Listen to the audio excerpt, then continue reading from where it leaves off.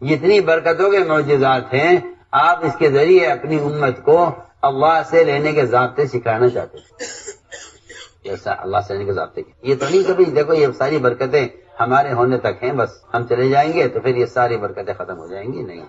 یہ بات منافقین نے تو کہی تھی، یہ بات منافقین نے کہی تھی آپ کی وفات پر، اور یہی بات کفار نے بھی کہی تھی آپ کی وفات پر کہ دیکھو جو ان کی مدد ہوتی تھی ان کے نبی کی وجہ سے وہ تو چلے گئے، اب تو ان کی مدد تو ہوگی۔ کیا پڑھیا تاریخ پڑھیا، منافقین اور کفار نے یہ بات کہی تھی کہ ان کی جو مدد ان کے نبی کی وجہ سے ہوا کرتی تھی وہ اب نہیں ہوگی۔ اور میں آپ کو بتاؤں کمزور ایمان والے جو مرتد ہوئے تھے اس موقع پر وہ بھی یہی سوچ کے مرتد ہوئے تھے کہ اب ہمارا کیا ہوگا، اب تو ان کی طاقت بڑی ہے، اب تو ان سے سمجھوتا کر لو، اس لیے کہ جو غیر مدد ہوا کرتی تھی نبی کے ذریعے سے وہ نبی تو چلے گئے۔ میرے بزرگوں، دوستوں، عزیزو، اللہ رب العزت کی ذات عالی سے فائدے اٹھانے کے دو راستے ہیں۔ اللہ رب العزت کی ذات عالی سے فائدے اٹھانے کے دو راستے ہیں۔ ایک راستہ بہت مشہور ہے، معروف ہے، مسلمان ہوں یا غیر مسلم ہوں وہ اس راستے کو تھامے ہوئے ہیں، وہ ہے اسباب اور کائنات اور شکلوں کے ذریعے اللہ کی قدرت سے فائدہ اٹھانا۔ اسی کی آواز ہے، اسی پر یقین ہے، اسی کی دعوت دی جا رہی ہے، اسی کی کوشش میں سب لگے ہوئے ہیں۔ یہ راستہ اغیار کا راستہ تھا، انبیاء علیہ السلام اس راستے کے مقابلے میں آئے تھے۔ اس راستے کو ہم راستہ سمجھتے ہیں اللہ کی ذات سے فائدہ اٹھانے کا، انبیاء علیہ السلام اس کے خلاف بھیجے گئے تھے۔ انبیاء علیہ السلام نے آ کر تاجروں سے کہا، قوم شعیب سے، کہ قدرت سے استفادے کا راستہ یہ نہیں ہے۔ قوم سبا سے کہا گیا کہ اللہ کی ذات سے فائدہ اٹھانے کا راستہ باغات نہیں ہے۔ قوم سمود سے کہا گیا کہ اللہ کی ذات سے فائدہ اٹھانے کا راستہ صنعتیں نہیں ہیں۔ فرعون، حامان، شداد سے کہا گیا کہ اللہ کی ذات سے فائدہ اٹھانے کا راستہ یہ بادشاہت، ملوکیت اور سیاست نہیں ہے۔ ساری قومیں ان شکلوں کو اللہ کی ذات سے فائدہ اٹھانے کا راستہ یقین کرتی تھی۔ یہی وجہ ان قوموں کا نبیوں سے مقابلہ کرنے کا تھا، یہی سبب تھا۔ میں بہت اہم بات اس طرح، یہ راستہ مسلمانوں میں غیر مسلموں میں معروف ہے، مشترک ہے، عام ہے۔ دوسرا راستہ اللہ نے قرآن میں جگہ جگہ بیان کیا ہے کہ اللہ کی ذات عالی سے براہ راست فائدے اٹھانے کے لیے اس کے احکام ہیں، اس کے احکام ہیں۔ ہر نماز پڑھنے والا، نفل پڑھ رہا ہو یا فرض، واجب پڑھ رہا ہو یا سنت، اس کو پہلے کہنا پڑتا ہے ایاک نعبد و ایاک نستعین، اے اللہ تیری عبادت کے علاوہ، تیری عبادت کے سوا کوئی ذریعہ تجھ سے استعانت کا نہیں ہے۔ جس طرح ہم نے تجھے خالص کیا ہے عبادت میں، اس طرح ہم تجھے خالص کرتے ہیں تیری ذات سے فائدہ اٹھانے میں۔ یہاں آ کر لوگ بیچارے اس غلط فہمی کا شکار ہو جاتے ہیں کہ اس کا مطلب یہ ہوا کہ اسباب ترک کر دینے چاہیے، اسباب ترک کر دینے۔ حالانکہ اس بات کو جاننا چاہیے کہ مومن اور مشرک ان دونوں کے اسباب اختیار کرنے کا فرق جو ہے وہ سبب کا فرق نہیں ہے، وہ اس سبب میں جو احکام ہیں ان احکام کا فرق ہے، احکام کا فرق ہے۔ مشرک کے پاس وہی سبب ہے جو مومن کے پاس ہے۔ اگر شکل کے اعتبار سے مسلمان غیر مسلم مشترک ہو گئے تو پھر اللہ تعالیٰ یا تو مسلمان کو نعوذ باللہ مال دے کر ناکام کریں گے یا مسلمان کو مال نہ دے کر کامیاب کریں گے۔ لیکن مسلمان اگر اس کوشش میں ہے کہ میں غیروں کی طرح اسباب بنا کر ان کی طرح میں کامیاب ہو جاؤں تو اللہ جن مسلمانوں کے ساتھ خیر ارادہ کریں گے انہیں ان اسباب کے ذریعے سے کامیاب ہونے نہیں دیں گے، یہاں تک ان کی عمریں گزر جائیں گی، ان کو وہ راستے، وہ اسباب اور وہ مال حاصل ہوگا نہیں جو مال غیروں کو حاصل ہو رہا ہے، اور یہ تمنا کریں گے، کوششیں کریں گے۔ اللہ اکبر سماتے تھے مسلمان یہاں تک پہنچ جائے گا کہ پھر وہ ان کے راستے سے کامیاب ہونے کے لیے ان کا مذہب اختیار کرے۔ صاف عبادت کہ اگر ان کی طرح کامیاب ہونا ہے تو پھر پوری طرح ان کا طریقہ اختیار کرو۔ میں آپ کو بتانا چاہتا ہوں کہ مسلمانوں میں ارتداد کے آنے کی ابتدا کہاں سے ہوتی ہے؟ مسلمان میں ارتداد کے آنے کی ابتدا کہاں سے ہوتی ہے؟ جہاں سے اس کی ابتدا ہوتی ہے کہ جب مسلمان کامیاب ہونے کے لیے غیروں کے اسباب، ان کے طریقے اختیار کر لیتا ہے تو پھر اس کو مجبور ہو کر اپنا دین چھوڑنا پڑتا ہے کہ نہیں اس کے ساتھ یہ نہیں چلے گا، ہمیں اس کے لیے یہ کرنا پڑتا ہے۔ ہم عرض کرنا چاہتے ہیں کہ میرے اللہ کے درمیان اگر سبب ذریعہ ہو گیا تو یہ سبب کا تقاضا مجھے میرے دین سے ہٹا کر رہے گا۔ بالکل پکی بات، یہ مشاہدہ ہے، یہ تجربہ ہے زمانے کا کھلا ہوا، کیونکہ کسی بھی لائن کی خواہش اگر ایسی پیدا ہو گئی جو کسی حکم سے ٹکرا رہی ہے تو آدمی خواہش کے پورا کرنے کی وجہ سے دین کو ضائع کرے گا۔ اگر وہ کمائی کے نقشوں میں آئے گی خواہش تو یہ سود اور جھوٹ کی طرف جائے گا، اور اگر یہ خواہش جسمانی خواہش ہے تو میں آپ صاف عرض کر دیتا ہوں کہ غیروں میں شادیاں کرنے اور غیروں کے ساتھ زندگی گزارنے کا جو تقاضا ہوگا اس خواہش کی وجہ سے ہوگا کہ کیا کریں، خواہش تو یہ ہے، لیکن میرے اس کے دین میں فرق ہے، دین کا فرق کوئی بات نہیں ہے، دین کا فرق کوئی بات نہیں ہے۔ حالانکہ یہ اس لیے مذہب تبدیل کرے گا کہ اس کی خواہش اس عورت سے شادی کرنے کی ہے۔ صاف طرح سے حضرت اکرمہ ابو جہل کے بیٹے کو جب ام حکیم ان کی بیوی انہیں امان دے کر اور تیار کیا ان کو کہ چلیے تو آپ حضور اکرم صلی اللہ علیہ وسلم کی خدمت میں چلیں، وہ گھبرائے ہوئے تھے کہ مجھ سے باپ کا بدلہ لیا جائے گا، مجھ سے باپ کا بدلہ لیا جائے گا، یا تو مجھے مجبور ہو کر ان کا دین قبول کرنا پڑے گا یا قتل ہونا پڑے گا۔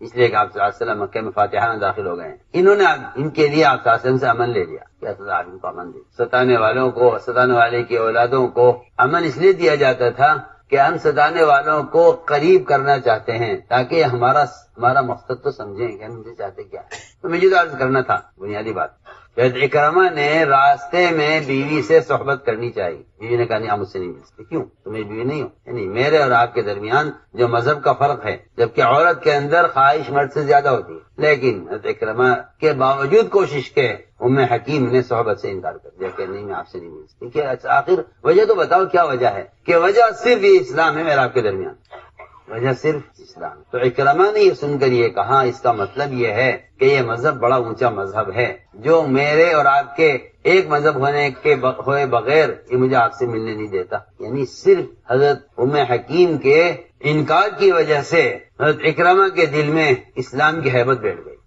اس کا مطلب یہ ہے کہ یہ سچا مذہب ہے کہ تم اپنی خواہش کو قربان کر رہی ہو اس مذہب کے لیے۔ ایک عورت اگر اپنی خواہش کو قربان کرے دین کے لیے تو وہ ایک ابو جہل کے بیٹے اکرمہ کی ہدایت کا ذریعہ بن جاتا ہے۔ آپ سب غور کیجیے، صرف اتنی سی بات پر کہ نہیں میں آپ سے نہیں مل سکتی اس لیے کہ آپ کفر پر ہے میں اسلام پر ہوں، جب تک آپ اسلام پر نہیں آئیں گے میں آپ سے نہیں مل سکتا۔ انہوں نے یہ نہیں کہا کہ تم کفر پر آ جاؤ، نہیں، لیکن اصولی بات یہ ہے کہ جو مرد یا عورت اپنے دین کی طرف داعی ہوتا ہے وہ کبھی کفر کا مدعو نہیں ہو سکتا۔ اس زمانے کے مسلمان تو بیچارے ان کے عقل پر پتھر پڑے ہیں، جن کے نزدیک دعوت دینا کوئی اہمیت نہیں رکھتا، اور یہی وجہ امت کے مذہب کے بدلنے کی ہے کہ امت تبدیل مذہب پر جب آئے گی جب امت اپنے مذہب کی دعوت کو چھوڑ دے گی۔ جو آج کل کے لوگوں کا خیال یہ ہے کہ دین کی باتیں پھیلانے کے اور بھی ذرائع ہیں، میں ان سے کہنا چاہتا ہوں وہ اس بات کو سمجھ لیں کہ قرآن نے یہ بات کھول کر بیان کر دی قرآن نے یہ بات کہ جو اپنے دین کی دعوت پر قائم نہیں ہوگا وہ اپنے دین کا مددگار نہیں ہوگا، جو اپنے دین کا مددگار نہیں ہوگا اللہ تعالیٰ اس کے مددگار نہیں ہوں گے۔ اللہ اس کے مددگار، اللہ نے شرط لگائی قرآن میں تو عرض کر رہا تھا کہ تبدیل مذہب کیوں آسان ہو گئی؟ تبدیل مذہب جب آسان ہو جاتی ہے جب اس کے اللہ کے درمیان اسباب اور شکلیں ذریعہ بن جاتی ہیں۔ پھر یہ ہر شکل کو ایک اگر اختیار کرتا ہے کہ کامیابی اس سے حاصل ہو جائے گی۔ مجھے یہ بات سمجھانی تھی اور میں نے عرض کیا تھا کہ دو راستے ہیں خدا سے فائدہ اٹھانے کے، ایک راستہ ہے برائے کائنات، اور اللہ تعالیٰ کائنات کے ذریعے اپنی ذات سے فائدہ اٹھانے والوں کو اللہ تعالیٰ خوب بھر کر دیں گے۔ یہ نہیں کہ ان کو کچھ ملے گا، نہیں، ایسا نہیں۔ جو اللہ کی ذات سے فائدہ اٹھائیں گے کائنات کے ذریعے اللہ تعالیٰ ان کو خوب دیں گے، تو ایک میں نے عرض کیا ہے ایک راستہ یہ ہے قدرت سے استفادہ کائنات کے ذریعے، اس راستے پر ساری قومیں چل رہی ہیں۔ انبیاء نے آ کر یہ فرمایا اور انبیاء نے آ کر یہ سمجھایا کہ اللہ کی ذات عالی سے فائدہ اٹھانے کے لیے کائنات ذریعہ نہیں ہے، اللہ کی ذات سے فائدہ اٹھانے کے لیے کائنات ذریعہ نہیں ہے۔ کیوں؟ اس لیے کہ کائنات کے نظام میں تغیر بہت ہے، آپ جو بھی سب اٹھا کر دیکھ لیجیے آسمان سے لے کر زمین تک ہر سبب میں آپ کو تغیر ملے گا۔ سورج ہے روشنی نہیں ہے، بادل ہیں بارش نہیں ہے، زمینیں ہیں غلہ نہیں ہے، حکومتیں ہیں عزت اور غلبہ نہیں ہے، ہتھیار ہیں حفاظت نہیں ہے، دوائیں ہیں شفا نہیں ہے، عورتیں ہیں اولاد نہیں ہے، دکانیں ہیں آمدنی نہیں ہے۔ آپ سارا اٹھا کے دیکھ لیجیے نظام، اگر ایک خدا کی قسم ایک وعدہ اللہ نے کہیں کیا ہوتا سبب پر تو دنیا کا کوئی شخص اپنے اسباب میں ناکام نہ ہوتا۔ اگر ایک مرتبہ کہیں اللہ نے وعدہ کیا ہوتا، ایک مرتبہ، اللہ 100 بار وعدے کریں ایک بار وعدے کریں برابر ہے۔ ایک جگہ کہیں ثابت کر دے کوئی کہ اس شکل پر یہ وعدہ ہے، اگر قرآن حدیث میں کہیں کسی سبب پر اللہ کی طرف سے ایک مرتبہ وعدہ ہوتا، میں اللہ کی قسم کھا کر کہتا ہوں دنیا میں کوئی آدمی اپنے سبب میں ناکام نہ ہوتا، 100% لوگ کامیاب ہوتے۔ آپ جن تاجروں کو بڑی بڑی دکانوں پر بیٹھا ہوا دیکھتے ہیں، آپ جا کر ان کا حال پوچھیے، ان پر قرضہ ان کی دکان کی قیمت اور ان کی دکان کے مال سے زیادہ ہے۔ آپ جا کے دیکھیں، آپ کو خون کے آنسو روتے ملیں گے۔ بظاہر ان کی شکل آپ کو بہت اچھی لگ رہی ہے، آپ تمنا کریں گے کاش میں اس کی طرح ہوتا۔ اگر حال جا کے معلوم کرو گے تو پناہ مانگو گے کہ اللہ بچائے۔ ہاں بالکل، تم سے صاف صاف یہ میں اور آپ سب اس دھوکے میں پڑے ہوئے ہیں کہ دنیا دارالاسباب ہے، یہاں سے کے بغیر کام نہیں چلے۔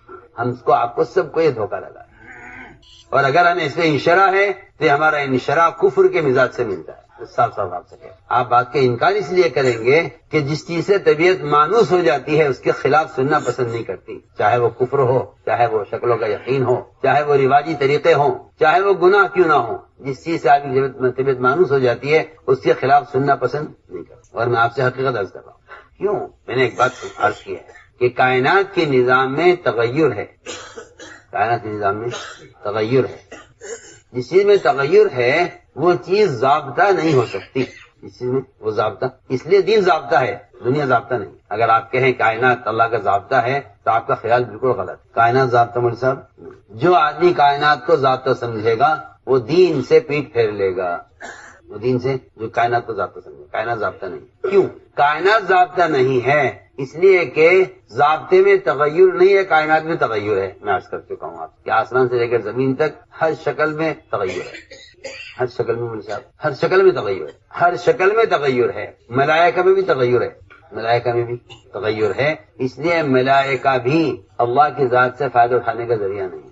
سنیے تو صحیح میں کیا کہہ رہا ہے، جب ملائکہ اتنی قوی اور اللہ کی مقرب مخلوق ہے اور وہ اللہ کی ذات سے فائدہ اٹھانے کا ذریعہ نہیں ہے، تو آپ ملائکہ کے مقابلے میں کون سی شکل ایسی لائیں گے جس کے بارے میں آپ کہہ دیں کہ ہاں یہ سبب تو ہو سکتا ہے اللہ کی ذات فائدہ، وہ تو اللہ تعالیٰ کی ذات عالی سے فائدہ اٹھانے کا ذریعہ اس کا دین ہے۔ اس لیے ملائکہ ایمان والوں کے غلام ہیں جو اللہ تعالیٰ سے خود تقاضا کرتے ہیں اپنے فلاں بندے کی مدد کے لیے مجھے بھیج۔ سمجھا میری بات؟ اگر تم ضابطے پر آؤ تو ملائکہ تمہارے غلام ہیں، اور اگر ہمارے ضابطے سے ہٹ جاؤ تو پھر تم ہمارا انکار کرنے والوں کے غلام بن کے رہو گے۔ میں بہت ضروری بات ہے، اگر تم ضابطے پر آ جاؤ تو اللہ کی سب سے مقرر مخلوق تمہاری غلام ہے، ملائکہ، اور اگر تم ہمارے ضابطے سے ہٹو گے تو دنیا میں جو سب سے کمینی مخلوق ہے کفار، تمہیں ان کا غلام بن کر چلنا پڑے گا۔ یہ دو راستے ہیں، یہ دو راستے، ایک راستہ شکلوں کا ہے، ایک راستہ حکموں کا ہے۔ اگر تم حکم کا راستہ اختیار کر لو تو پھر اللہ کی سب سے زیادہ مقرب مخلوق، سب سے زیادہ مقرب مخلوق اللہ کی ملائکہ، اور سب سے قوی مخلوق وہ تمہاری غلام ہے۔ اور فرشتہ خود کہہ رہا ہے کہ میں 7ویں آسمان کا آخری آسمان کا فرشتہ ہوں، اور میں ہر اس شخص کا غلام ہوں جو مجھے جو اللہ کو بے چین ہو کر پکارے، جو اللہ کو پکارے میں اس کا غلام ہوں۔ تو میں نے ایک راستہ آپ کو سامنے کھولا ہے۔ آپ کہتے ہیں سبب ضابطہ ہے، ہم کہتے ہیں سبب ضابطہ نہیں، دین ضابطہ ہے۔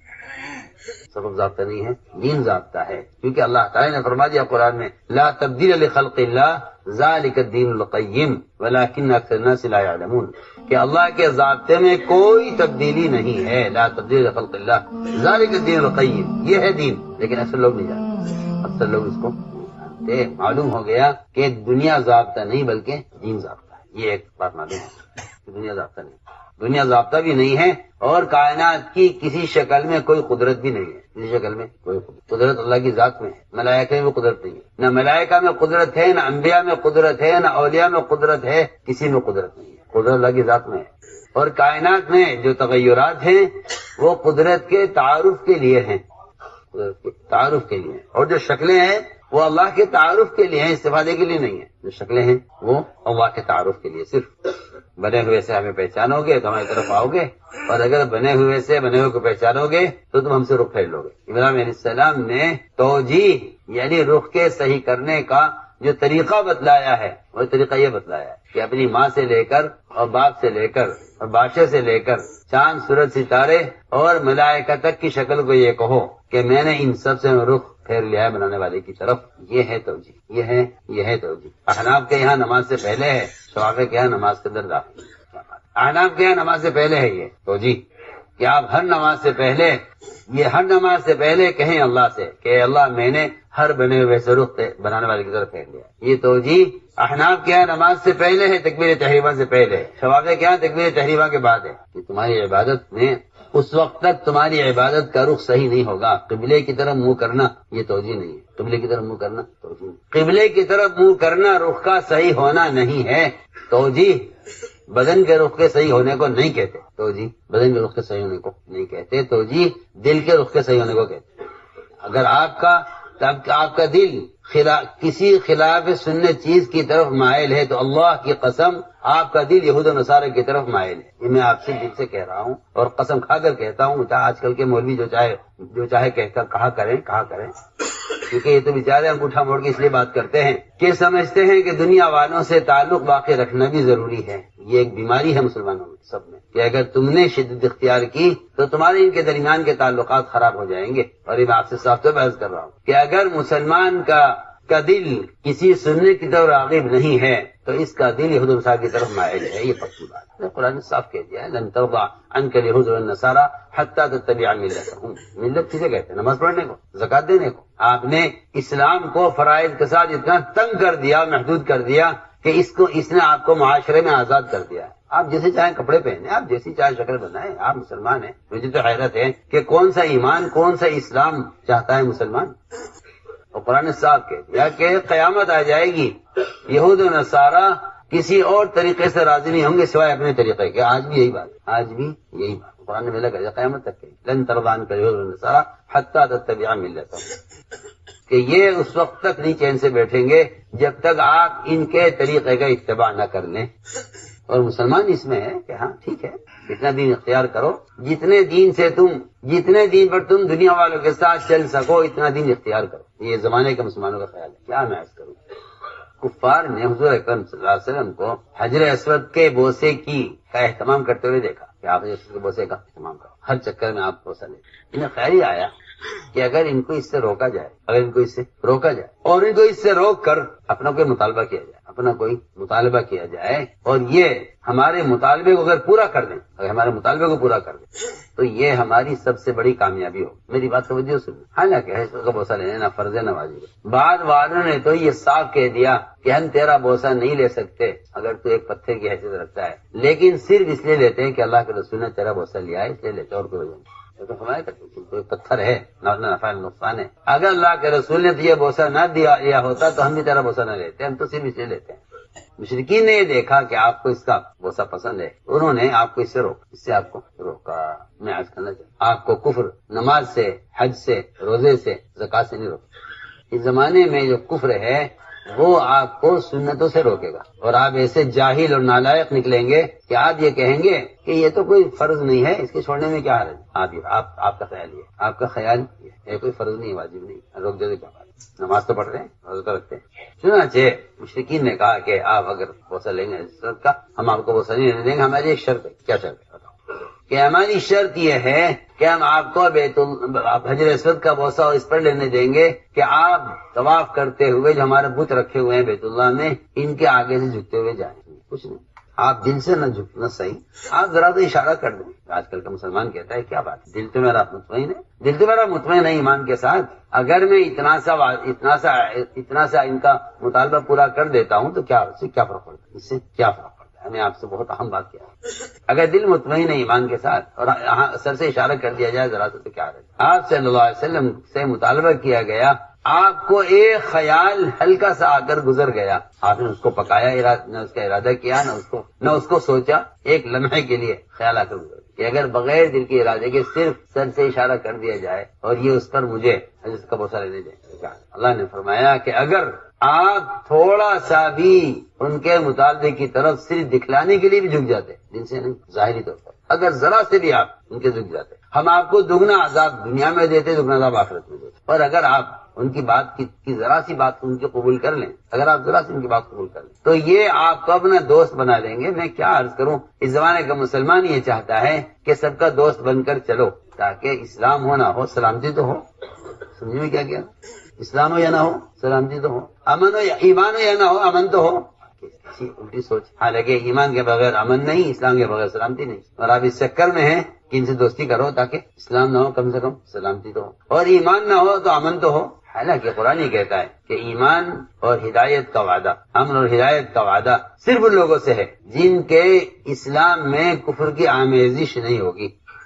اگر ان کے اسلام میں کفر ملا ہوا ہے، سنو میں کیا کہہ رہا ہوں، ان کے اسلام میں اگر کفر ملا ہوا ہے، کسے کہتے ہیں اسلام میں کفر ملا؟ اسلام میں کفر ملانے کسے کہتے ہیں؟ آپ یہ ذہن سے نکال دیجئے کہ آپ اللہ کو سجدہ کریں یا کسی بت کو سجدہ کریں، یہ کفر کے اندر اسلام میں کفر کو ملانا ہے؟ بالکل میں قسم کھا کر کہتا ہوں، اگر آپ کی زندگی خلاف سنت ہے تو کفر کی آمیزش آپ کے ایمان میں ہے، سیدھی سیدھی بات۔ اگر آپ کے طریقوں میں اور آپ کی ضروریات میں سنت کے اتباع نہیں ہے اور آپ کے لباس اور آپ کی شکل سنت کے مطابق نہیں ہے تو آپ کے اسلام میں کفر کی آمیزش ہے، کفر ملا ہوا ہے آپ کے اسلام میں، سیدھی بات۔ آپ کو یہ پٹی پڑھائی ہے شیطان نے کہ نہیں بس اسلام جو ہے وہ فرائض کے ادا کرنے کا نام ہے، باقی مسلمان اپنے معاشرے میں آزاد ہے، جس طرح چاہے رہے، کیا تنگی پیدا کر۔ میں کچھ کہہ رہا ہوں، آپ اس بات کو غور کیجئے میں کیا کہہ رہا ہوں۔ اگر کوئی مسلمان اپنی ضروریات میں یہود و نصارہ کے طریقے اختیار کرتا ہے حلیے میں تو اس کے اسلام میں کفر کی آمیزش ہے۔ کیوں؟ وجہ اس کی ہے، اس زمانے میں لوگ اس بات کو اس لیے نہیں مانتے کہ وہ اسلام کو اور ایمان کو صرف عقائد تک محدود سمجھتے ہیں کہ عقیدہ ٹھیک ہونا چاہیے اور بہت سے بہت اسلام کے جو 5 فرائض ہیں اس پر عمل۔ ہاں سمجھو ہم کیا کہتے ہیں، جب آپ نے اسلام کو محدود کر دیا ہے عقیدے اور فرائض کے ساتھ تو پھر آپ کو خلاف سنت کوئی عمل وہ آپ کو اپنے عقیدے کے خلاف نظر نہیں آئے گی۔ میں بہت اہم بات کیا، سوچنے کی بات ہے، میں کچھ کہہ رہا ہوں۔ اگر آپ کا خیال یہ ہے کہ ہاں شاہدین گواہی اور نماز اور روزہ، حج اور زکوٰۃ یہ 5 اسلام کے فرائض ہیں، اگر آپ کا خیال یہ ہے تو پھر آپ سوچئے کہ ضروریات کو بھی اسلام نے وہ درجہ دیا ہے، ضروریات کو بھی اسلام نے وہ درجہ دیا ہے جو درجہ اسلام نے عقیدے اور توحید کو دیا ہے۔ آپ میری بات کی تو توجہ دیں، مجھے قصے کہانی نہیں آتی، میں تو سوچتا ہوں کہ کتنے ناقص اسلام پر مسلمان مطمئن ہے اس وقت، اور میں اس کی مثال عرض کروں گا۔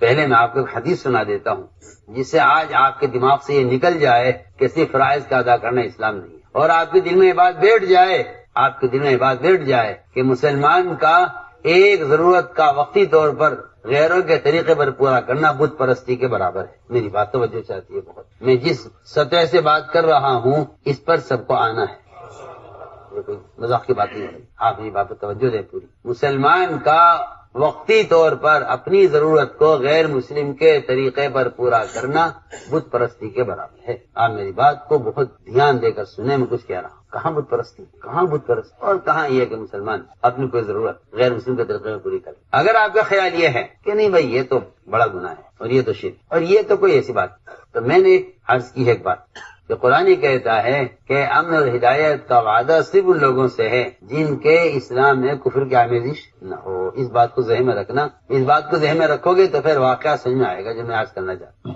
ہوا یہ کہ یہ کفار جب جنگ سے فارغ ہوتے تھے تو یہ اپنے ہتھیار ایک درخت پہ لٹکا دیا کرتے، ہتھیار ایک درخت کیا ہوا تو انہوں نے جب جنگ سے فارغ ہو گئے سب نے اپنے اپنے ہتھیار لا کر لٹکا، جب ضرورت ہی اتار لیے۔ صحابہ کو یہ طریقہ اچھا لگا کہ جی اس میں ہتھیاروں کی بھی حفاظت ہے، ہم بھی ہلکے پھلکے رہتے ہیں، کیا ہم بھی ایسا کر لیں؟ پوچھا کرا کہ یا رسول اللہ کیا ہم بھی ایسا ایک درخت کر لیں جس پہ ہتھیار لٹکا دیا کریں؟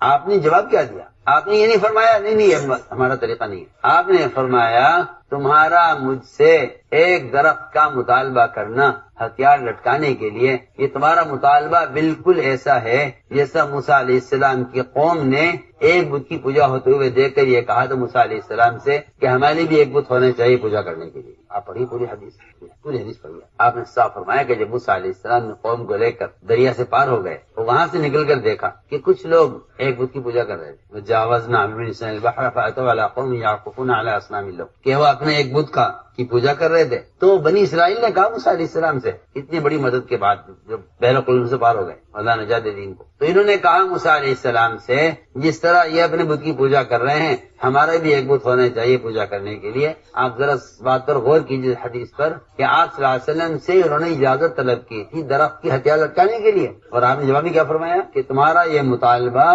بالکل ایسا ہے جیسا مطالبہ بنی اسرائیل نے موسیٰ علیہ السلام سے ایک بت کا کیا تھا۔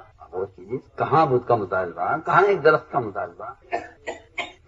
اس لیے کہ اس زمانے میں مسلمان یہ کہتا ہے کہ ادخلوا بالسلم کافہ، بھائی اسلام میں پورے داخل ہو جاؤ۔ کیا مطلب ہے کہ بھائی بس اللہ کو سجدہ کرنا ہے، اللہ کو رب ماننا ہے، اور مزید یہ کہ بھائی دیکھو اسلام میں پورے داخل ہو جاؤ کہ نماز ہے، روزہ ہے، حج ہے، زکوٰۃ ہے، یہ فرائض ہیں، ان پر پورے تمام فرائض پر عمل کرو۔ اس کا مطلب ہوگا کہ آپ اسلام میں پورے داخل ہو گئے۔ سنیے تو صحیح بھی کیا کہہ رہا، جاگ کر سنو نہ کچھ کہہ رہا. آپ کہتے ہیں ادخلوا فی السلم کافہ، اسلام میں پورے پورے داخل ہو جاؤ. حالانکہ یہ آیت جو نازل ہوئی تھی ادخلوا فی السلم کافہ، یہ سنو ادھر دیکھو میں کیا کہہ رہا. یہ جو آیت نازل ہوئی اسلام میں پورے پورے داخل ہو جاؤ، یہ صحابہ کے نماز چھوڑنے کی وجہ سے، یہ زکوٰۃ نہ دینے کی وجہ سے، یا روزہ نہ رکھنے کی وجہ سے، یا خدا نہ کرے حج کا انکار کرنے کی وجہ سے نازل نہیں ہوئی. یہ آیت کب نازل ہوئی؟ یہ آیت نازل اس لیے نہیں ہوئی کہ آپ نماز کے انکار کرتے ہیں یا زکوٰۃ کے انکار کرتے ہیں، قرآن کہہ رہا نہیں اسلام میں پورے داخل ہو. یہ آیت اس وقت نازل ہوئی جب آپ پر ایمان لانے والے یہود جو اسلام لے آئے تھے، پکے سچے مسلمان ہو گئے تھے، آپ کے دین میں پورے پورے داخل ہو گئے تھے. انہوں نے صرف آپ صلی اللہ علیہ وسلم سے ایک مرتبہ درخواست کی کہ ہم قرآن پڑھتے ہیں، نماز نہیں پڑھتے ہیں، نماز قضا بھی پڑھتے ہیں، اسی کی تلاوت کرتے ہیں، اسی قرآن پر عمل بھی کرتے ہیں. ہماری درخواست یہ ہے اگر آپ اجازت دیں تو کیا کبھی کبھی توریت پڑھ لیا کریں. کبھی کبھی آسمانی کتاب ہے، ہمارا اس پر ایمان ہے، ایمان لانا فرض ہے اس پر. جی پکے مسلمان صحابہ آپ کی صحبت میں انہوں نے درخواست کی کہ ہمارے نبی تھے موسیٰ علیہ السلام، ان کا ایک قرآن نازل کیا، ان پر توریت نازل کی گئی تھی ان کے زمانے کی، وہ توریت ہمارے پاس ہے، کیا اجازت دیں گے ہم کبھی کبھی پڑھ لیا کریں. ادھر انہوں نے اجازت طلب کی، ادھر آیت قرآن کی نازل ہوئی ادخلوا فی السلم کافہ، اسلام میں پورے پورے داخل ہو جاؤ. یہ نہیں ایک پھر اسلام کے اندر پھر اسلام سے باہر. سوچیے آپ سارے معاشرہ یہودیوں کا اختیار کر کے آپ کہتے ہیں نہیں جی ہم تو پکے مسلمان ہیں، اور وہاں صرف توریت پڑھنے کی اجازت چاہنے پر جو آسمانی کتاب ہے اسلام اس کو برداشت نہیں کر رہا. نہیں اگر آپ مسلمان ہو گئے ہیں تو پھر اسلام میں پورے پورے داخل ہو. یہ نہیں کہ قرآن بھی پڑھے توریت بھی پڑھے. حضرت عمر رضی اللہ عنہ نے سارا دین سیکھ کر اور سارے اسلام کو سمجھ کر اور سب سے بڑے علماء یعنی صحابہ میں سب سے بڑے عالم ہو کر صرف توریت کا ایک وقت پڑھا تھا، صرف جاننے کے لیے کہ موسیٰ علیہ السلام میں کیا احکام نازل ہوئے. آپ کو اتنا غصہ آ گیا تھا کہ انصار تلواریں لے کر جمع ہو گئے مسجد میں کہ آج کس نے اللہ کے نبی کو ستایا ہم اس کو چھوڑیں گے نہیں. اور میں کہ اگر آج موسیٰ علیہ السلام زندہ ہو کر آ جائیں نجات کا ان کے لیے کوئی راستہ نہیں سوائے میرے اتباع. اگر انہوں نے آج آ کر اپنے طریقے پر عمل کیا تو ان کے لیے نجات نہیں، اور اے عمر اگر تم نے ان کے طریقے پر عمل کیا تم گمراہ ہو جاؤ گے. جو مذہب تھا موسیٰ علیہ السلام کا اس پر چل کر نجات نہیں ملے گی. تو جو موسیٰ علیہ السلام کے اللہ اکبر نبیوں کے نہ ماننے والی قوم ہیں یہود و نصارہ، کیا ان کے طریقوں پر چل کر مسلمان نجات پا سکتا ہے؟ خود ہی فیصلہ کی. میں عرض کر رہا تھا کیا بھی کہہ کر چھوڑ دیتے معمولی بات ہے، اس میں کیا شکل دیکھنا، کیا لباس دیکھنا. نماز پڑھو، روزہ رکھو، حج کرو، زکات دو. اور میں یہ سمجھانا چاہتا ہوں آپ کہ اسلام اتنی سارے اجزاء تک پھیلا ہوا ہے. وہ تو آپ ایک چھوٹی سی بات کو اگر چھوڑ دیں گے یہ کہہ کر کہ اگر غیروں کا مطالبہ اس کے چھوڑنے کا تو چھوڑ دے تو سنت کے چھوڑنے میں کیا رہے. میں اس کے لیے حضرت کے بیان سے ایک مثال دینا چاہتا ہوں. حضرت فرماتے تھے کہ اسلام کا ایک سنت، ضرورت کی لائن کی ایک سنت، چاہے وہ استنجے کی لائن کی سنت کیوں نہ ہو، اس کو چھوڑ دینا یہ کہہ کر کہ بھئی اس کا ماحول نہیں ہے یا اس کا موقع نہیں ہے یا اس کی قانون کے خلاف ہے یا غیر یہ کہہ دے کہ آپ یہ نہیں کر سکتے، مانتے کہ اس کا چھوڑ دینا سارے اسلام کو ضائع کر دینا ہے. مثال نے فرمایا کہ مثال دے کے فرمایا کہ لوہے نے جنگل کے بادشاہ سے ایک بالش لکڑی کا سوال کیا. ایک بالش لکڑی تمہارا میلوں میں پھیلا ہوا جنگل ہے، لکڑی بے شمار لکڑی ہے، کیا لکڑی میں سے اگر ایک بالش لکڑی ان کو دے دیں گے تو کیا ہمارا کیا نقصان ہے اس میں؟ ان کی ضرورت پوری ہو جائے گی. سننا دھیان سے بات. وزراء کو جمع کیا، وزراء چیخ اٹھے کہ نہیں آپ کیا بات، ان کو ہمیں بالش لکڑی دیں گے. بادشاہ نے کہا کہ تمہیں کیا نقصان ہے اس میں، تمہارے جنگل میں کیا کمی آ جائے گی ایک بالش لکڑی دینے سے؟ کیا نہیں، ہم ایک بالش کیا 1 انچ لکڑی ان کو نہیں دیں. بادشاہ نہ مانا اور اس نے سوچا کہ جب اتنی لکڑی ہمارے پاس ہے تو ایک بالش لکڑی دینے میں کیا وہ مانا نہیں، اور اس نے لوہے کو ایک بالش لکڑی دے دی. حضرت کے بیان کا ٹکڑا میں عرض کر رہا ہوں آپ سے، حضرت نے بیان کیا ہے. کہا اس نے اس لکڑی کی ہتھی بنائی اور اسے آرے میں لگائی، اور اس آرے سے اس نے پورا جنگل کاٹ کے ختم کر دیا. سنو میں کیا کہہ رہا، پورا جنگل کوئی کچھ نہیں کر سکتا، پورا جنگل کاٹ کے ختم کر دیا. اس لیے کہ ایک اصولی بات ہے کہ لوہا اس وقت تک کاٹنے کی طاقت نہیں رکھتا جب تک اس میں لکڑی کی ہتھی نہ ہو. آپ جانتے ہیں یہ جتنے بڑھائی ہوتے ہیں کارپینٹر، ان کے سب کے اوزاروں میں لکڑی شامل ہوتی ہے. کیا نہانی، کیا بسولا، کیا رندا، کیا آری، جتنے بھی اوزار ہوتے ہیں بڑھائی کے اس سب میں مولوی صاحب کیا شامل ہوتی ہے کوئی اوزار ہے جس میں لکڑی شامل نہ ہو؟ لکڑی نے شکایت کی اور کہا لوہے سے کہ تم اتنی بے دردی سے کیسے کاٹ دیتا ہے؟ کہا میں تجھے نہیں کاٹ سکتا تھا، تیرا کچھ حصہ میرے ساتھ ملا ہوا ہے۔ میں کیا کہوں، آپ کتنی صاف مثال ہے کہ باطل جب مسلمان پہنچائے گا، جب مسلمان معاشرے میں باطل کے ساتھ شریک ہو جائے۔ بادشاہ رویا، یہ کیا ہوا؟ ہم تو آپ کو منع کیا تھا، کیا ایسا نہ کریں۔ آپ سے نے فرمایا تھا صحابہ سے کہ دیکھو تمہارے کے درمیان سمجھوتے کی ایک شکل ہے کہ تم اتنی کھجوریں اپنے باغ کی ان کو دے دیا کرو۔ یا رسول اللہ، ہم ان کو دے دیں؟ جب ہم ان کے غلام تھے اور یہ ہم پر مسلط تھے، ہم نے اس وقت نہیں دی، آج اللہ نے ہمیں بادشاہت دی ہے ان پر، آج اللہ نے ہمیں عزت دی ہے، ہم ان کو کھجور دیں گے؟ ایک کھجور بھی نہیں دیں گے؟ بڑی حدیث آپ صاحب سے فرمایا تھا، یعنی کچھ کھجوریں دے دو، کیوں دے دیں ان کو؟ جب ان کے غلام تھے، جب ہم نے ان کی پرواہ نہیں کی، آج اللہ نے ہمیں عزت دی ہے اسلام سے، کیا ہم دب کر ان کے سامنے اپنی کھجور ان کو دے دیں؟ آپ حکم دیجئے جو آپ کا حکم ہم پورا کریں، لیکن ہم انہیں کھجوریں دے کر سمجھوتا کریں؟ انصار کا جواب، یہ ہماری بھی رکاوٹ بنے اور ہمیں کھجور دے کر ان کو راضی کریں؟ تو جو ایک کھجور نہیں چھوڑ سکتے ان کے لیے، بچائیے کیا وہ دین چھوڑ دیتے؟ نہیں، کچھ کہہ رہا ہوں۔ تو میرے بزرگوں، دوستوں، عزیزوں، میری ساری بات کا خلاصہ یہ تھا کہ اللہ کی ذات عالی سے فائدہ اٹھانے کے دو راستے ہیں، ایک راستہ برائے احکام، ایک راستہ برائے کائنات۔ جو برائے کائنات راستہ اٹھاتے ہیں، جو فائدہ اٹھاتے ہیں، اللہ ان کو دنیا خوب دیتے ہیں، ہم فیہا لا یبخسون، کہ انہیں کوئی اس میں نقصان نہیں ہوگا، ان کو اس میں ذرہ برابر پریشانی نہیں ہوگی، ہم دنیا خوب بھر کے دیں گے ان کو دنیا خوب بھر کے دیں گے۔ دوسرا راستہ ہے اس کے مقابلے میں، کہ دوسرا راستہ اس کے مقابلے میں یہ ہے کہ اللہ تعالیٰ کو عمل بنا کر پیش کرو، اللہ کو عمل بنا کر، اے اللہ میری نماز ہے، یہ تیرا وعدہ ہے، یہ میرا صدقہ ہے، یہ تیرا وعدہ ہے، یہ میرا روزہ ہے، یہ تیرا وعدہ ہے، یہ میرا اثار ہے، یہ تیرا وعدہ ہے، یہ میں نے سچ بولا ہے، یہ تیرا وعدہ ہے۔ اللہ کو عمل بنا کر پیش کرو۔ سمجھتے تھے کہ جو عمل بنا کر پیش کرتے ہیں، اللہ تعالیٰ ان کو دنیا میں بار بار دیں گے اور خوب دیں گے، جی ہاں، اور جو اسباب کے راستے سے لیں گے ان کو بہت ممکن ہے کہ فائدہ حاصل نہ ہو، اور اگر ہوگا تو ایک مرتبہ ہوگا تو ایک مرتبہ ہوگا۔ اسباب سے اگر فائدہ ملے گا تو ایک بار ملے گا، وہ بھی غیر یقینی ہے۔ عمل کے ذریعے اگر تم فائدہ اٹھاتے ہو تو بار بار ملے گا اور یقینی ہے، بار بار ملے گا اور یقینی ہے۔ اس کی مثالیں موجود ہیں، حضور اکرم صلی اللہ علیہ وسلم سفر ہجرت میں ایک خیمے کے پاس سے گزرے جس میں ایک عورت ام معبد بیٹھی ہوئی تھی۔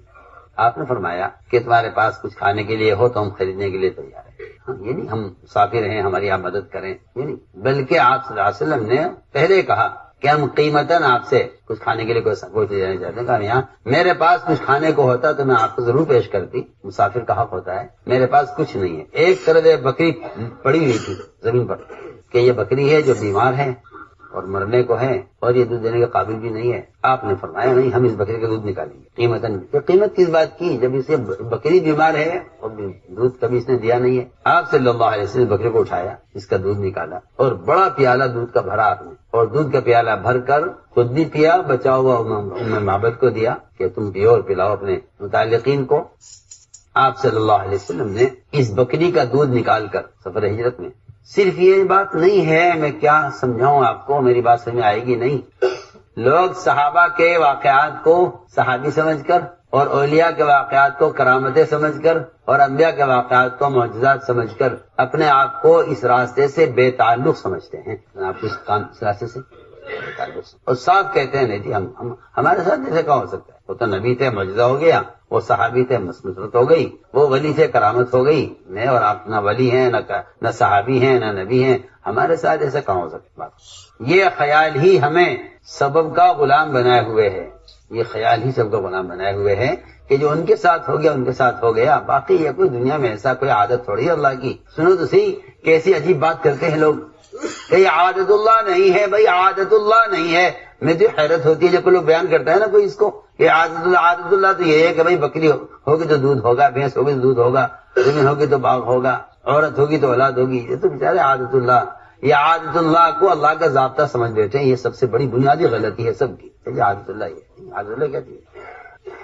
عادت اللہ اصل نہیں ہے، قدرت اللہ اصل ہے۔ تمہیں کیا کہ میری بات توجہ چل، عادت اللہ اصل نہیں، عادت اللہ امتحان کے لیے ہے، قدرت استفادے کے لیے ہے۔ کیسے سمجھاؤں آپ؟ عادت اللہ امتحان، قدرت اللہ فائدہ اٹھانے کے لیے، صاف بات ہے۔ عادت سے کوئی تعلق نہیں ہے ہماری ضروریات کا، ہماری ضروریات کا تعلق وہ اللہ کی ذات عالی سے براہ راست فائدے اٹھانے والے اعمال سے۔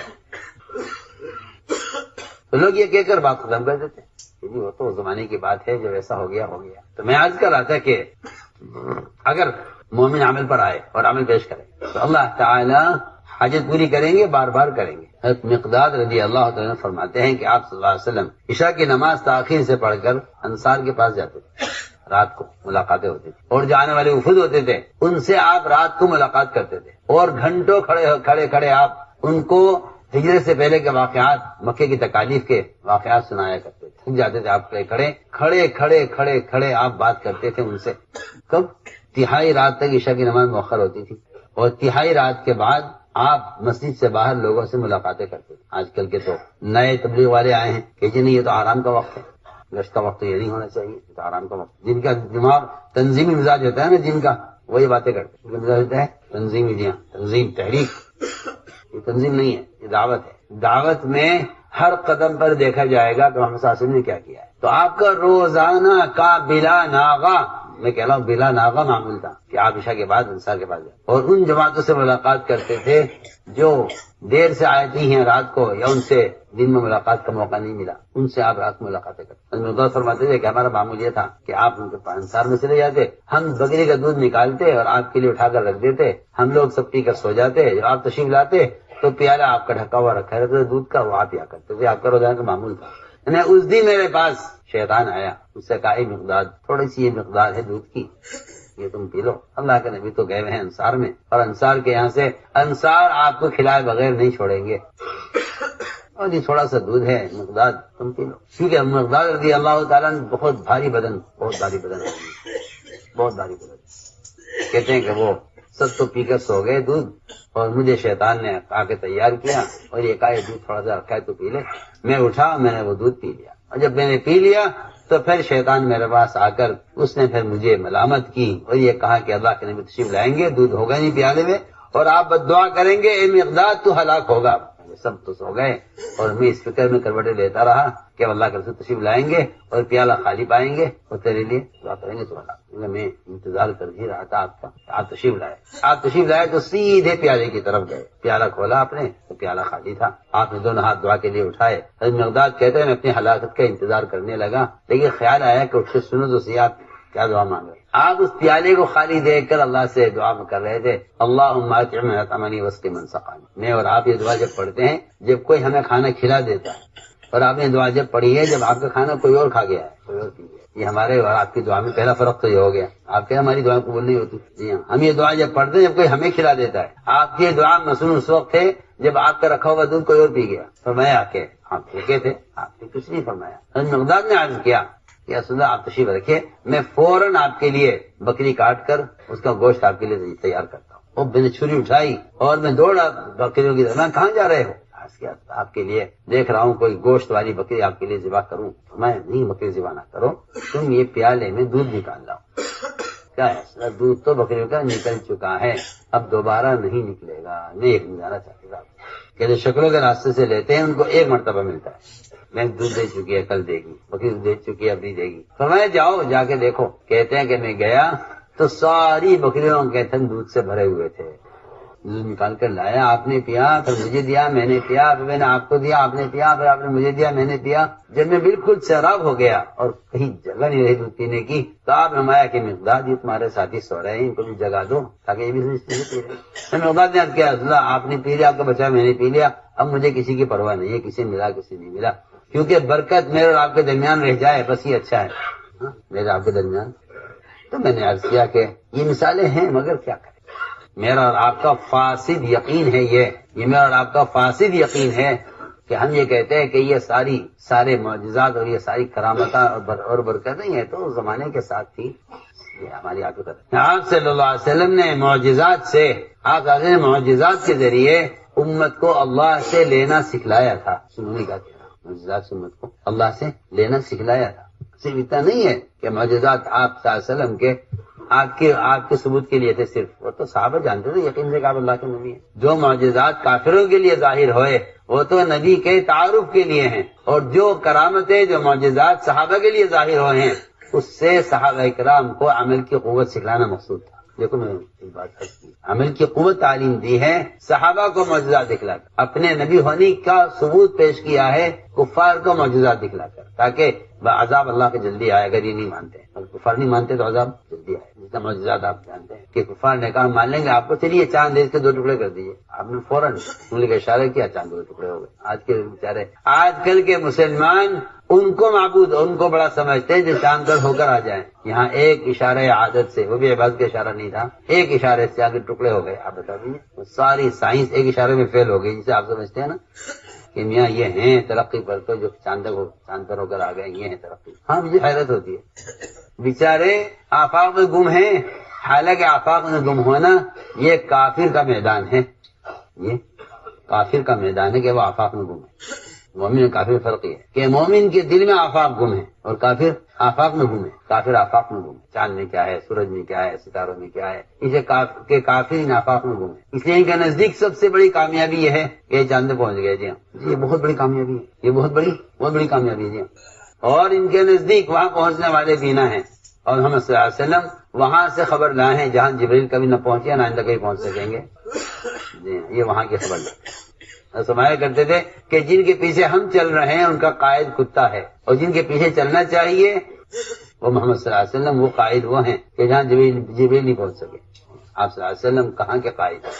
ہمارے قائد وہ ہیں جو وہاں سے خبر لائے ہیں جہاں جبریل نہیں پہنچ سکتے۔ جی ہاں، جن کو ہم قائد بنا کر چلنا چاہتے ہیں ان کا قائد کتا ہے، پھر کتا خبر لاتا ہے آگے کی، اس کے کتے کے اشارے پر زیادہ قدم اٹھاتے ہیں۔ جو لوگ کتے کے اشارے پر قدم اٹھاتے ہوں کیا وہ اقتدا کے قابل ہو سکتے ہیں؟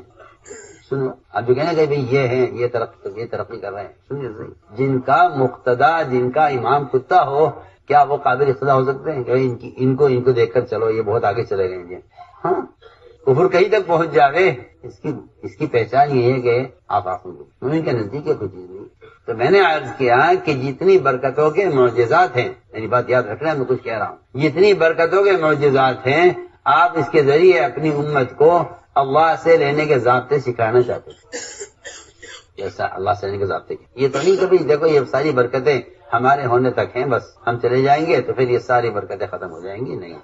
یہ بات منافقین نے تو کہی تھی، یہ بات منافقین نے کہی تھی آپ کی وفات پر، اور یہی بات کفار نے بھی کہی تھی آپ کی وفات پر کہ دیکھو جو ان کی مدد ہوتی تھی ان کے نبی کی وجہ سے وہ تو چلے گئے، اب تو ان کی مدد تو ہوگی۔ کیا پڑھیا، ارے پڑھیا، منافقین اور کفار نے یہ بات کہی تھی کہ ان کی جو مدد ان کے نبی کی وجہ سے ہوا کرتی تھی وہ اب نہیں ہوگی۔ اور میں آپ کو بتاؤں، کمزور ایمان والے جو مرتد ہوئے تھے اس موقع پر، وہ بھی یہی سوچ کے مرتد ہوئے تھے کہ اب ہمارا کیا ہوگا، اب تو ان کی طاقت بڑی ہے، اب تو ان سے سمجھوتا کر لو، اس لیے کہ جو غیر مدد ہوا کرتی تھی نبی کے ذریعے سے وہ نبی تو چلے گئے، جو مدد ہوتی تھی نبی کے ذریعے سے وہ تو چلے گئے، اب ہمارا کیا ہوگا؟ تو بہتر یہ ہے کہ اب تو ان کا سہارا لے لو۔ میں اسی کہنا چاہتا ہوں کہ جب عمل سے کامل یقین کمزور ہو جاتا ہے تو آدمی پھر کفر کا راستہ اختیار کر لے، یہ میں حقیقت عرض کر رہا ہوں۔ اس لیے فرمایا کہ تمہیں دین دیا گیا ہے اور ہر عمل کی قوت ہے کہ اس عمل کو اللہ کے سامنے پیش کرو، اس عمل کو اللہ کے سامنے پیش کرو، اے اللہ یہ میرا عمل ہے، تیرا وعدہ، میرا عمل ہے، تیرا وعدہ، ایاک نعبد و ایاک نستعین۔ اس کو سمجھ لے کہ اللہ کی ذات عالی سے براہ راست فائدے اٹھانے کے لیے کائنات کا یقین نکلنا شرط ہے۔ اب یہ کیسے پتہ چلے مجھے کہ میرے دل سے کائنات کا یقین نکل گیا؟ اس کی کوئی علامت بھی ہے کہ ہاں اس کی تو صبح سے لے کے شام تک سینکڑوں علامتیں ہیں۔ میرے آپ کے دل سے کائنات کا یقین نکلا یا نہیں نکلا مجھے کیسے پتہ چلے گا؟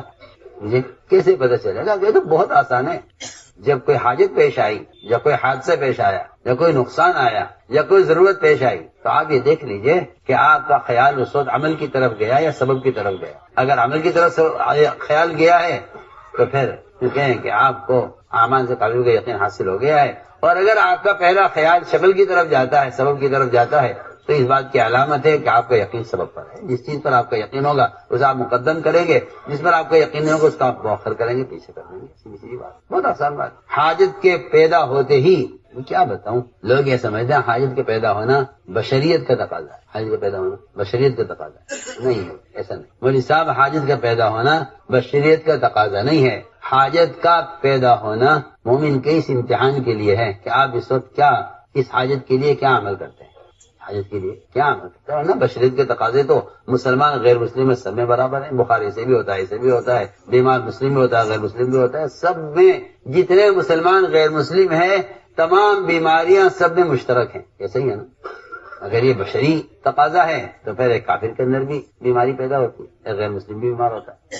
سنو میں کیا کہہ رہا ہوں، مومن کے اندر بیماری کا پیدا ہونا صرف ایک بشری تقاضا نہیں ہے۔ موسیٰ علیہ السلام کے پیٹ میں درد ہوا، اللہ نے کیا، پیٹ میں درد ہوا، اللہ سے کہا کہ اللہ میرے پیٹ میں درد ہے، اللہ تعالیٰ اپنے حکم سے درد ٹھیک کر دیتے، اللہ اپنے حکم سے مولوی صاحب درد ٹھیک کر دیتے، اللہ اپنے حکم سے درد ٹھیک کر دیتے، دوسرے کو نہیں کہا، اللہ نے نہیں کیا، حکم سے نہیں کیا، اللہ نے فرمایا، فوراً حکم نہیں کر دیا اللہ نے یہ فرمایا کہ موسیٰ ریحان استعمال کرو، اللہ کیا ضرورت ریحان کی، اللہ کو ریحان کی کیا ضرورت ہے، جڑی بوٹی کی کیا ضرورت ہے اللہ کو، وہ قادر مطلق ہے، اسے کیا ضرورت ہے اس کی کہ بھئی یہ آپ کو پیٹ کا درد ہو رہا تو وہ دوا کھاؤ ہوتا ہے، ڈاکٹر بتائے گا دوائیں، اللہ کیا ضرورت دوا بتانے کی، اللہ محتاج ہے اس کا، بولو نہیں، اللہ نے فرمایا موسیٰ ریحان استعمال کرو، اور ریحان استعمال کیا، موسیٰ علیہ السلام نے پیٹ کا درد ٹھیک ہو گیا، اللہ نے سبب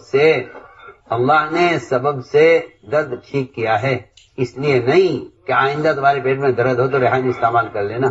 آپ تو ایک حکیم صاحب کے نسخے پر اتنا یقین رکھتے ہیں کہ بس جب بھی کبھی تکلیف ہوگی تو یہی دوا کھاؤں گا، اس حکیم کے پاس جاؤں گا،